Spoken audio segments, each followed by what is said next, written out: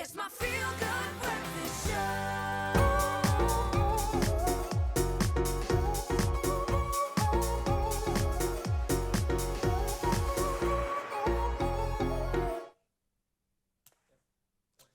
Welcome. We got caught having a conversation just as we came back in the kitchen. It's Wednesday, we're in the kitchen, which means it must be the Culinary Hotline bling! Ching, ching, ching! The fun's already started in the kitchen, but it's about to get so much better. We're talking about Father's Day, which is this weekend.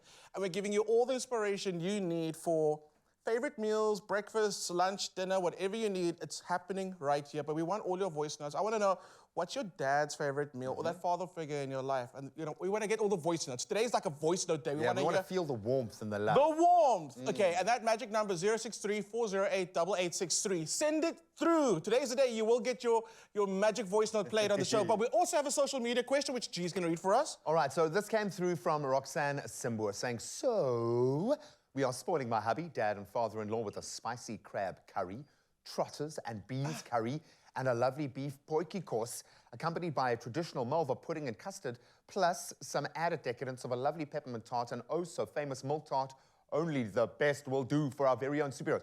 That's insane. That's actually set the bar a little bit too high, I think, for most families. Roxanne, can you please reply with your physical address? We will be there on Sunday for all of that. But clearly there's some foodies in the family if you can roll like that. And then we've got Kula Katle saying a bride would make us bring us those memories and those warm flame. I feel you, man. I just went full bride talk, full flame, love.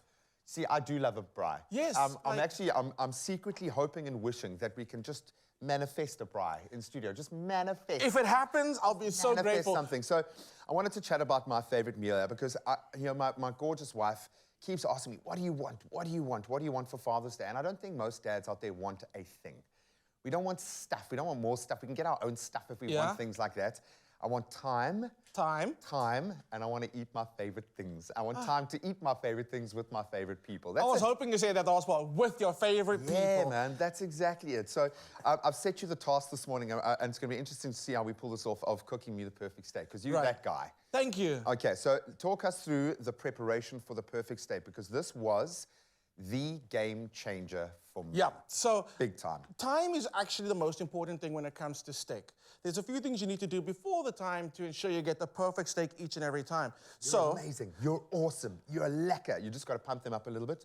Yeah. It's complimentary. This steak's complimentary. Yes, it is. Okay, so let's talk about this. This is a sirloin, okay?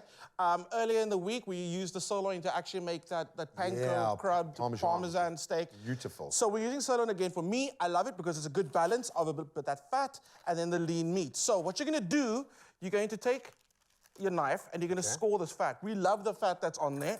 So we're just going to give it a little score, and we want to render that fat out. That's what's going to help it crisp up. The flavor comes from the fat. So for me, why the marbling is so important, obviously, from a flavor perspective, but you've got to allow that flavor to render out then. Yeah? Absolutely. So, G, I'm going to pass this to you. We're going to get this on the induction cooker. Who's here? Why is there a strange person in the kitchen? We don't know. On, okay. So we're going to get that temperature up on our induction cooker. And you want to go really nice and high for this one. So we're going to go...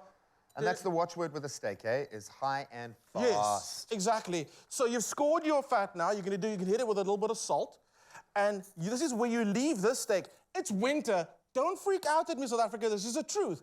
You salt your steak, put a little cover on it, and you're going to leave it on the counter 3 to 4 hours. 100%. It's fine.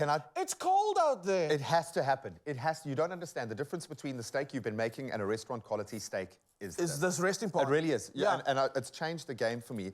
I've even now got like an old colander that's become my steak protector. The steak protector. That now sits the guardian of the steaks. Okay. For the cats mainly, but so 100%. When I say 3 to 4 hours, if you're freaking out at home, think about it. If you have butter on your counter right now, it's hard. Okay? Yeah, for sure. So 3 to 4 hours. In summer, you can leave it out for like an hour. Look at the difference between these steaks, okay? This steak, she's glossy, she's beautiful. This one is going to look like that in about half an hour. When all the moisture comes out. Has brought out the moisture in there, but it's not moisture as in water. It's a moisture that's going to help us really get a serious crust on the steak. It's that sealing that in. There's that caramelization that happens. It's just, and you can literally tap it and get that crust, and then you know you're winning. That's the thing. So hit it with a little bit of that oil in there. if you're using a griddle pan, you season your steak. Sorry, you oil your griddle pan, not your steak. Let's do a swapperoonie. it. So I'm using induction today. Induction is quite cool because you can really regulate how hot the temperature And it's is. instantaneous, which is It's great. instantaneous. So what I do first, I'm gonna fast forward this part. Okay. On that fat cap that we scored, okay, my hands are washed, but I prefer working my hands. You can kind of feel what's For happening. sure, you need to feel. Meat is quite tactile. I find like a steak is very tactile. Yeah. You need to. I do the knuckle test. You to do, know if it's, yeah. And then I'm like, done, exactly. sorted, yeah. So fast forward a little bit. The reason we're doing this is as this steak sits on its fat side, that's gonna become brown, crispy, and delicious. Once that happens, And flavor. you'll see there's more fat in the pan from your fat cap. Drop it, don't touch it. Let it sit for 3 minutes. Okay. In 3 minutes, you'll get that amazing crust. We're gonna turn over, take it out. When you turn it over, let it cook for like just 2 minutes. That internal temperature is gonna keep on cooking. keep cooking It has to rest. I'm gonna call you back in a little later, so we're gonna serve you the steak, because I want it to be perfect. But it's all about time. We waited for the steak to rest before it went in. Yeah. We're gonna wait when it comes out. Yeah. We took the time to season it before the time. It's all about time. You want a time? You got it, time. baby. And then I get to spend the time. Well, it'll take me about 30 seconds to clean it up, but then you can savor these moments. I absolutely love the fact that a little bit of effort results in something absolutely beautiful like this. And for me, honestly, if my kids and my wife kind of put together a meal like this, even if it didn't come together perfectly, it would still be the perfect meal. I love it. Is there a way of knowing, you said about 3 Sure. minutes. Is there a way that you can eyeball, that you can feel to know when time is right? Because I kind of feel like you turn it too soon, you're kind of ruining it a little Exactly. So what's nice, if you use your senses, you'll see Yeah. as that little line at the bottom becomes a little more opaque, starts moving For up. sure. As soon as it's almost close to that halfway mark, that's when you turn it over. And people say only turn your steak over once. That's not true. No, I'll turn do it over twice. as much as you have to. You know, you want to get that crust, and I often find that second burn gives it a better crust. But what I'll often do is if we've got a thick crust, because Linz and I, we've started moving towards enjoying kind of medium steaks because I feel more flavor. Just finish it off 180 in the oven for a couple of minutes just to let that fat render through again. But, buddy, absolutely beautiful. I man. love that. I love that. There we go. Can I adopt you into my family? Anytime. Anytime. I'm just going to say right now to my amazing studio team and foodies for pulling off minor miracles over the last 10 minutes. I love you guys. To Chef Clem, thank you for making my steak. I can't wait till this guy's had a little bit of a rest and it gets in my belly. We'll see you on the other side of this for more Father's Day inspiration. Hello, my friend. It's my feel-good breakfast show.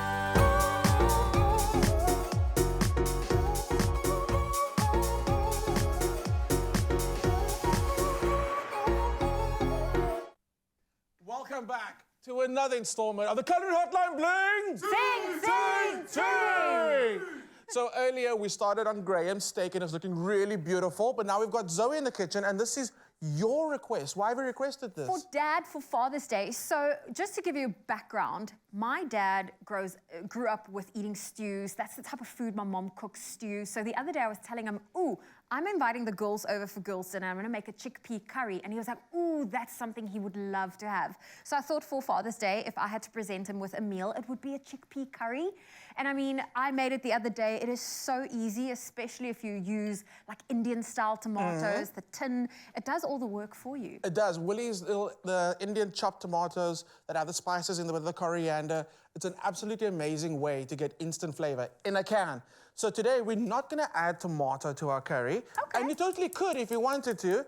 And it'll give it richness. It will bulk it up as well to feed more people. This one today, we're gonna focus on a spice mix which we're gonna make. And we're using a spice we don't use too often, which is mace. Mace. I don't think I've heard of mace. Not just a R&B star from the 90s. Or what you would put in pepper spray. Yes, it is. Is this what they use? It is. It absolutely is what they put in pepper So spray. it's got like a nutmeg-like flavor. Can I just give you a, oh my goodness. No, I can't take credit for it. I saw it on the thing here. I love your honesty. So, I can't take credit for mace, if you look at nutmeg, we know that nutmeg looks like a little, like, stone. Yes. Nutmeg grows around the stone. Oh, sorry, I was Oh, you sorry. mean mace grows around this stone? Sorry, mace grows around the Ah. stone. I was so impressed. I'll still be impressed. It's fine. Okay. So we've got the mace, which has got quite an unusual look. It looks almost like it could be like a chicken biltong type vibe. Yeah. It's not, though. So that's the mace. Is it quite potent? Yes, a little bit goes a long way. So in fact, I'm actually going to take some out.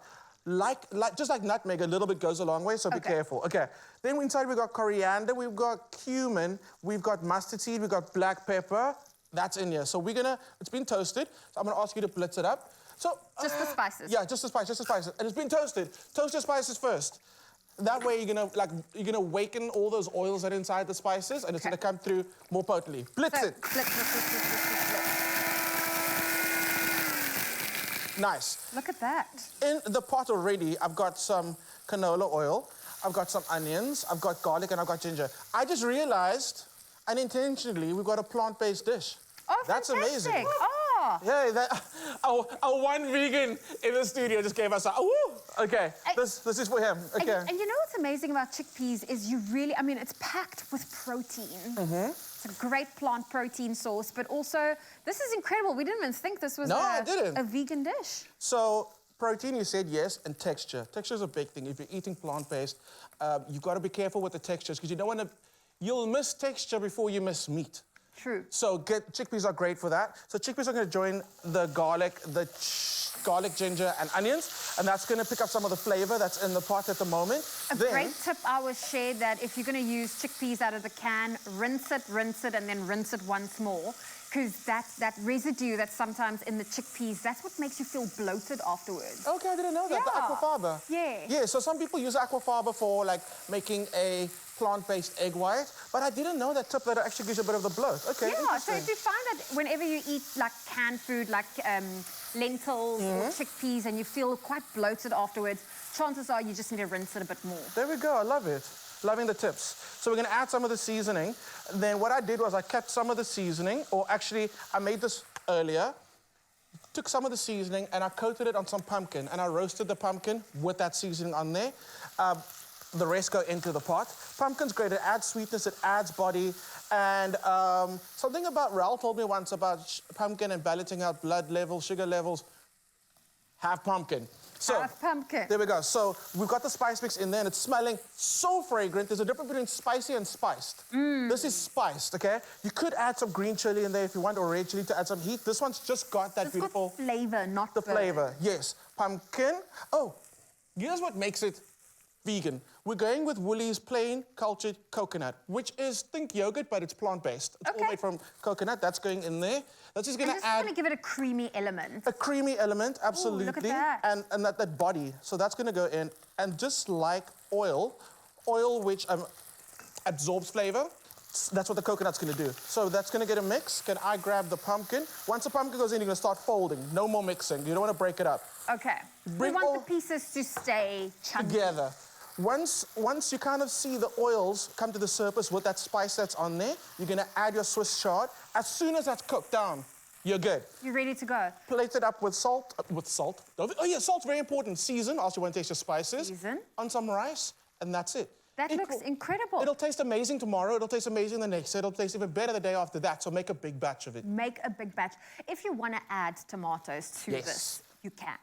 You can absolutely add tomatoes to it. So with this spice profile that you've built up, would the Indian-style tomatoes be too spicy, or should you rather go with plain tomato, if you're going to go the tin tomato route? Yeah, you can go plain tomato, but if you got the Indian one, put it in. Put it in. It'll only make it better. Oh, well, listen, this is incredible. Chef Clem, thank you for joining us today. This is our Father's Day edition of the Culinary Hotline Bling. Ting, ting, ting! Stay tuned for more recipe inspiration. It's my feel-good breakfast show.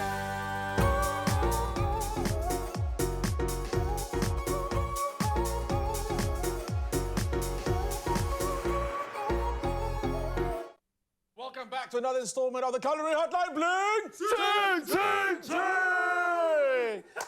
We've had two amazing recipes. We have, Graham's steak, eggs, and fries. Zoe's chickpea curry. Yes. And now we have, officially named, Ralph put a smile on your dial de mornay in the kitchen with us. I like that. Ralph put a smile on your dial, and it hasn't even been a while. Wow, crocodile. I got you. Okay, talk to me about your request for cabbage brie. Yeah, dude, so my dad is like, he's strange. He's different, man. Okay. Old school, but when it comes to his food choices, he's actually so simple. So here's an example, right? Like, he would like something like, you know, when you put your top meals, like, what would you like? That man likes plain white bread with butter and, like, liver smear. That's like his vibe. Or he would want something like a cabbage breedy with no meat, just potatoes, just cabbage. Okay, let me just get rid of all of this. Wait. So here's how it worked at home, right? So he would be basic, like he would just have like a Maury biscuit with butter on for supper. That's Hey, the but kind that's of a vibe. Yeah, That's you a know, vibe. it is, That's right? right. So he would have this, and I would be like, no cabbage. How can you have cabbage for supper as a kid? It's like vegetables for supper. I was like, Mom, please. I would like bribe her in the day. I'm like, please, can't you just organize some meat, even if it's meaty bones, it's cheap. I'll give you a 5 rand. Just add it in to make it liquor. So she would every now and then like kind of like hybrid it, so serve me and my dad. But my dad loved these weird meals like cabbage breedy. I love cabbage breedy. The only thing that I have against cabbage breedy, and my mom's never done this, is if you're that whiny kid and you open your lunchbox and your mom packing last night's cabbage breedy. Was that you? Yeah. But I do love cabbage breedy, and I think it's the simplicity of it and how delicious it is. It's so heartwarming. So in here I've got some onions, I've got some garlic. What you want to do is, this is another dish that takes some time. You want to cook your onions on a low heat until they completely just give up and they're just so soft and brown. Surrender. So we're going to fast forward now, pretend that's happened. Baileys. And get that in there. I love Baileys. Nostalgia and bay leaves for me is always chowing into a meal and getting one in your teeth. You're like, okay, I got one. There we go. So then I've got some allspice berries. People always think allspice is a combination of a whole lot of other spices. It's like not. all the Spice Girls came together and collab for... That is pretty epic. The allspice tour coming soon. Yeah. So it's very fragrant and a little goes a long way. Yeah. That's going to go in there. That's going to start perfuming the oil and the onions. Once you get that nice brown and soft texture on your onions, you're going to go in with your lamb. This is one where we don't brown the meat before the time. Okay. We want the meat to relax. We're not looking for that crust in it. It's all soft. It's all Cabbage comfy. will like kind of blanket it and really make it this thing, right? Exactly. And I also love the fact that you can use stewing meat. And stewing meat, we know, is a less expensive, from less expensive cuts, but it gives you maximum flavor. That is the thing, man. I think in soups and stews, and that's something that my dad always absolutely loved. I think in my family and culture especially, just adding like a little bit of something with meat on added that extra flavor and completed the meal. Exactly. And I'll be honest with you, man, like in certain cultures and certain communities, meat was always the most expensive thing. And that was something that you didn't have a lot of in a dish. So just to have a little bit of it, meaty bones were always a great option because it was cheaper. There was good bone marrow, good flavor in that. Good flavor. Soups and stews. Yeah. So again, it works so well in this for its flavor profile. Exactly. And this is a cut that's got a lot of the bone on it, which this is when we good spoke cut about right it. here, yeah. So pepper went in, a little bit of extra salt, and you're gonna, at this stage, add a little bit of water. Okay. And then you'll pop the lid on. And what you're gonna do is you're gonna cook it for about half an hour. Because these are quite chunky pieces of lamb, you're gonna cook it for half an hour until you start seeing it starting to pull away from the lamb. Okay. When that happens, that's when you go in with your potatoes. Now, here's the thing. When I do cabbage breedy, my potatoes are normally double the size of this. I keep the potatoes big. So the potatoes become as important as the lamb. Because that's epic, because it soaks up all that sauce, all that flavor. It adds content, it adds mass, it adds like that volume to the meal. Exactly. And that's that thing that fills you up. For me as a kid, the potato really added the meat to the meal for me because cabbage didn't fill you up as much. It had great flavor, it had good nutritional value, but like you said, I love that point indeed. The potato really made it stretch and made it last another day even. It did. So what you need to do, South Africa, is you need to cook your massive amount of cabbage stew in the smallest pot you can find. Because you need to make your life a little difficult. Get a big pot, okay? Because you want things to start moving around in the pot. Okay. So, a little more water, lid goes back on. Just before the potatoes get soft, that's when you go in with the cabbage. And I use a whole head of cabbage. Cabbage wilts down. So I add it in two pots. Nice, because So it literally just disappeared. It disappears. So work with me, South Africa. Imagine. Pretend this was a big pot. And the potatoes are soft. And you'll see the lamb gives a lot of the liquid as well that you get from the stew. The cabbage goes in and then the lid goes on, okay? And then you let it steam for like 10 minutes. And when you come back, you can literally add all of the other cabbage, lid on. It does come down in size quite a bit. And then literally, once the potatoes are soft, you're good to go. That's it. Make sure you're seasoning good salt and pepper. What you gotta do is serve it with some pickled beetroot and serve it with some chutney, yo.